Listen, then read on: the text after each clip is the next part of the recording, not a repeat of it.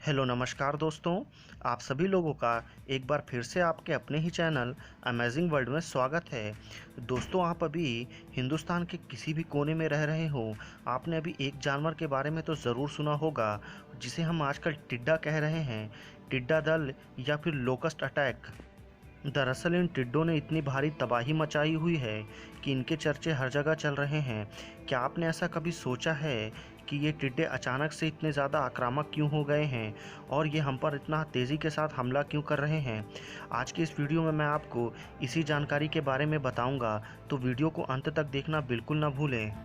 अगर ये टिड्डे अकेले हों तो इसमें कोई ख़तरे की बात नहीं है, पर अभी जो टिड्डे ग्रुप में आ रहे हैं उनके एक ग्रुप में लगभग 80 करोड़ से 90 करोड़ टिड्डे एक साथ हमला कर रहे हैं, जो वाकई में एक चिंता का विषय है। दोस्तों, क्या आपने कभी ये जानने की कोशिश की है कि आखिर ये टिड्डे कहाँ से आए हैं? अगर रिपोर्ट्स की माने तो सबसे पहले ये टिड्डे ईस्टर्न अफ्रीका से होते हुए पाकिस्तान के रास्ते भारत में इंटर किया है, और भारत में इसने सबसे पहले राजस्थान में इंटर किया, और राजस्थान में इंटर करने के बाद उसने खेतों में बहुत ही भयंकर तबाही मचाई। इसका नज़ारा आप इस वीडियो को देखने के बाद इसका अंदाज़ा लगा सकते हैं। ये टिड्डों का दल एक बार में जिस भी पेड़ की टहनी के पास से गुजरता है वो उसे पूरी तरह से खा जाता है, और वो उसे खाने के बाद पूरा खोखला कर देता है। दोस्तों, अगर रिपोर्ट्स की माने तो इससे पहले इतना भयानक टिड्डियों का हमला 1993 ईस्वी में हुआ था, जब इससे भी बड़ा टिड्डी का दल भारत में इंटर किया था और भारत में खेतों और किसानों को बहुत ही भारी नुकसान का सामना करना पड़ा था।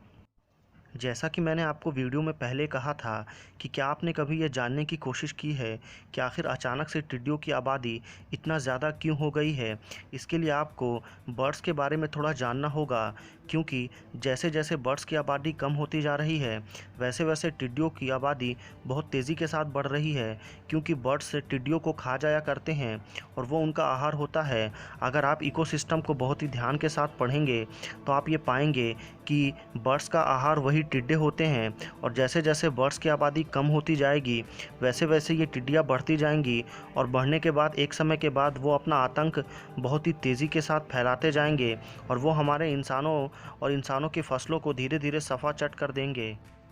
जब भी टिड्डा अकेला या 2 या 3 लोगों के साथ होता है तो वो हमारे लिए या इंसानों की किसी भी तरह की कोई ख़तरा का कारण नहीं है, पर जैसे जैसे ये टिड्डों का ग्रुप बढ़ता जाता है इंसानों के लिए ये ख़तरा लगातार बनते जाता है। जैसा कि मैंने आपको पहले बताया था कि बर्ड्स की आबादी बहुत ही तेज़ी के साथ कम हो रही है, और इसके पीछे सबसे बड़ी वजह ये है कि आजकल बहुत नए नए रेस्टोरेंट्स में बर्ड्स के मीट को बहुत ही चाव के साथ खाया जाता है, और बर्ड्स के मीट और उनके कुछ स्पेशल बॉडी पार्ट्स को काट कर उसकी स्मगलिंग की जाती है, और इन्हीं सब कारणों की वजह से बर्ड्स को बहुत ही तेज़ी के साथ मारा जा रहा है, और जिसकी वजह से इनकी तादाद बहुत ही तेज़ी के साथ रैपिडली बढ़ती जा रही है। जब ये टिड्डे अपनी पूरी झुंड में आ जाते हैं तो इन्हें खाने के लिए बहुत सारा सामान की ज़रूरत होती है, और इस वजह से वो आसपास के खेतों को बहुत ही ज़्यादा नुकसान पहुंचाते हैं। जब ये पूरे ग्रुप में एक साथ उड़ते हैं तो इनकी स्पीड लगभग 15 किलोमीटर पर आवर के आसपास होती है, और ये एक दिन में 150 से 200 किलोमीटर का ट्रैवलिंग बहुत ही आराम के साथ कर सकते हैं। एक टिड्डियों का दल मिल करके इतना खाना एक बार में खा जाता है जितना खाना 35,000 आदमी लोगों को एक बार खाने के लिए जितना खाने की ज़रूरत होती है। टिड्डियों का एक दल एक बार में उतना सारा खाना खा जाता है, और टिड्डियों की सबसे बुरी बात तो ये है कि ये जितना खाना खाते नहीं हैं उससे ज़्यादा उस खाने को बर्बाद कर देते हैं। इसीलिए अगर हमें टिड्डियों के इस दल को रोकना होगा तो इसके लिए हमें बर्ड्स को कंजर्वेशन करने की ज़रूरत है, और हमें पक्षियों की आबादी बहुत ही तेज़ी के साथ बढ़ाने की ज़रूरत है, और पक्षियों के संरक्षण करने के लिए हमें नए नए उपाय को ढूंढने होगा। दरअसल हमें सिर्फ बर्ड्स की कंजर्वेशन करने की ही ज़रूरत नहीं है। अगर हमें अपने इकोसिस्टम को एक मैनेज तरीके से रखना है तो उसके लिए हर एक छोटी से छोटी जीव से लेकर एक बड़े से बड़े जीव को भी संरक्षित करके रखना होगा,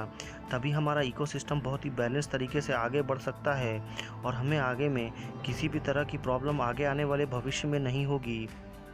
जब भी हमारे इकोसिस्टम में कोई भी एक जानवर बहुत ही तेज़ी के साथ बढ़ जाता है या उसकी आबादी बहुत ही तेज़ी के साथ बढ़ जाती है और किसी एक जानवर की प्रजाति बहुत ही तेज़ी के साथ विलुप्त होने की कगार पर पहुंच जाती है, तो ये हमारे इकोसिस्टम के लिए कोई अच्छा संकेत नहीं माना जाता और इसके बदले में हम मनुष्यों को इसके दूरगामी परिणाम भुगतने पड़ते हैं, जैसा कि हम अभी ग्लोबल वार्मिंग के रूप में भी हम ये देख सकते हैं। दोस्तों, अगर आपको हमारी दी गई वीडियो में ये जानकारी पसंद आ रही है तो आप वीडियो को लाइक कर सकते हैं और आपको वीडियो का सबसे बेस्ट पार्ट कौन सा लगा